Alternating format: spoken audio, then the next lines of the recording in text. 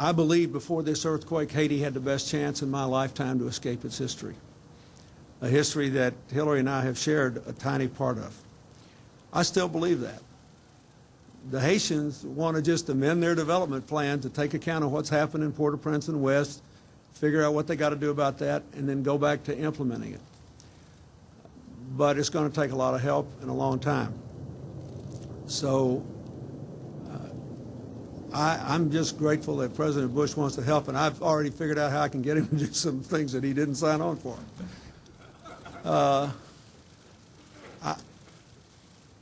Again, I have no words to say of what I feel. I was in those hotels that collapsed. I had meals with people who are dead. The cathedral church that Hillary and I sat in 34 years ago is a total rubble. But what these men have said is true. It is still one of the most remarkable, unique places I have ever been. And they can escape their history and build a better future if we do our part. And President Obama, thank you for giving us a chance to do a little of that. Thank you. Well, these gentlemen are going to do an extraordinary job, but really what they're going to be doing is just tapping into the incredible generosity, the ingenuity, the can-do spirit of the American people in helping our neighbors in need. So I want to thank each of them, not only for being here today, but what I know is going to be an extraordinary effort. I want to make sure that everybody got that website one more time. Obviously, we're just standing it up, but it will immediately give people a means to contact our offices, www.clintonbushhaitifund.org. And I just want to amplify one thing that was said. We were talking in the back. In any extraordinary catastrophe like this, the first several weeks are just going to involve getting immediate relief on the ground. And there are going to be some tough days over the next several days. People are still trying to figure out how to organize themselves. There's going to be fear, anxiety, a sense of desperation in some cases.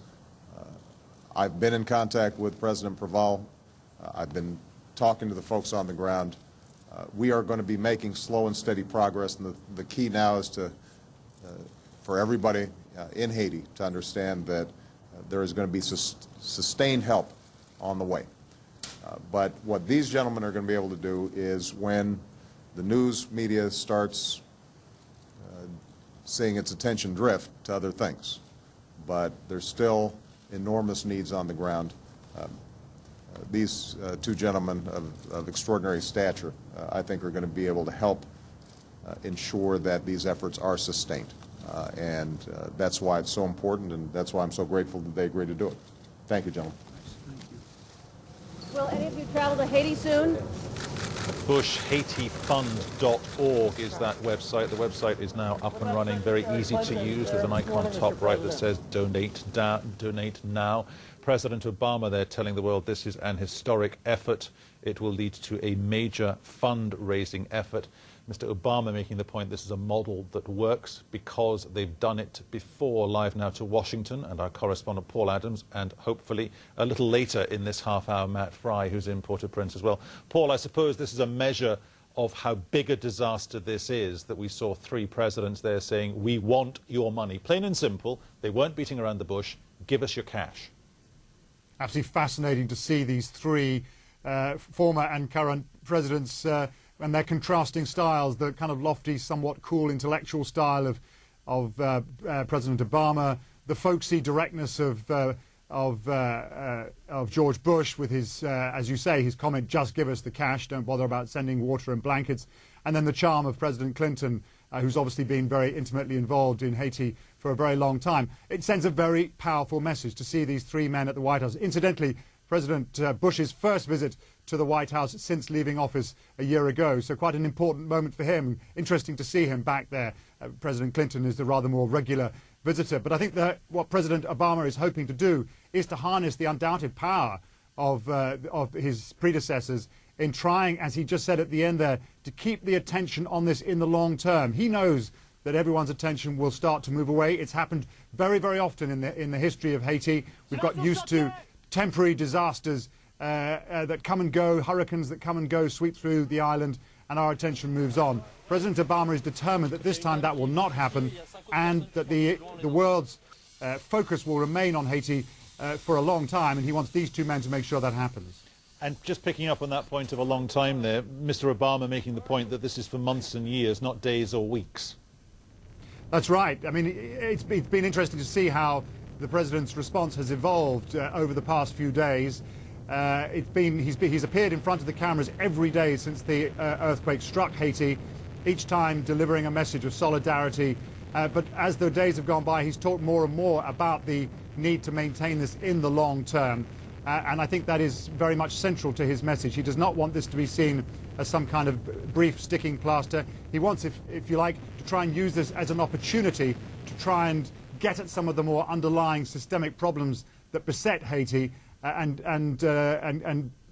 hold the international community's attention there to try and fix things long after people's wounds have been healed, long after people have been hauled out of buildings. He wants this to be a very, very sustained long-term project. I suppose what we're talking about, Paul, in a way, is in effect a fundraising effort being driven by two former US presidents. But at the other end of that pledging equation, if you will, there's the reality. At least 9,000 US service personnel in that region by Monday, we're being told.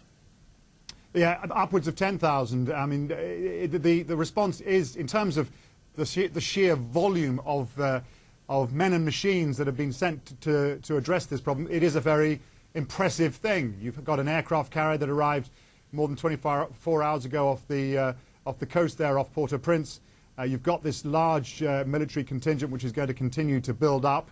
You've got other warships. You've got planes flying supplies using the staging post at Guantanamo Bay on nearby Cuba.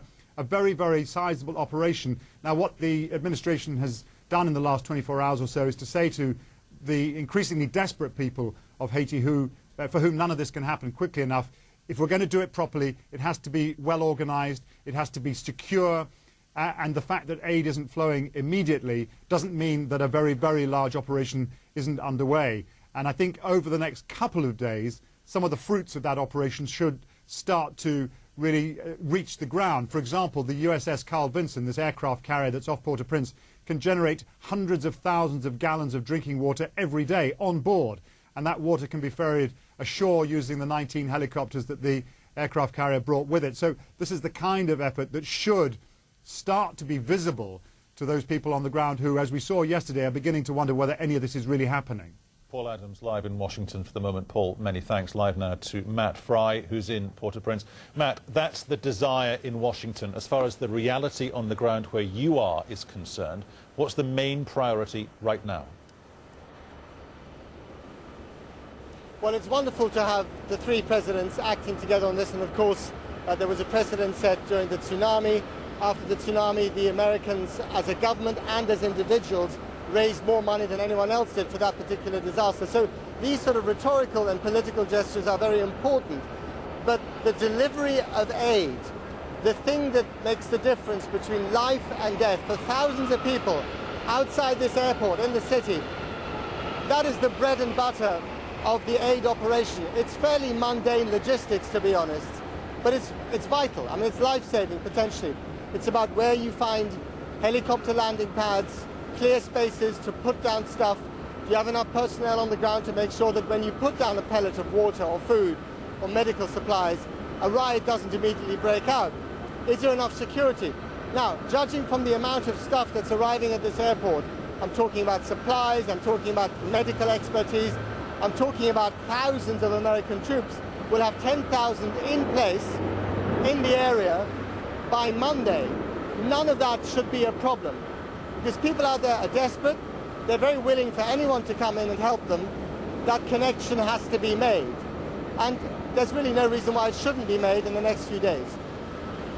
Are we talking here, Matt, about two interlocking realities? One, the country in effect has to be rebuilt literally from the ground up, and all of that operating in counterpoint with hundreds of thousands of people who are homeless and or injured, plus 45, 50,000 dead.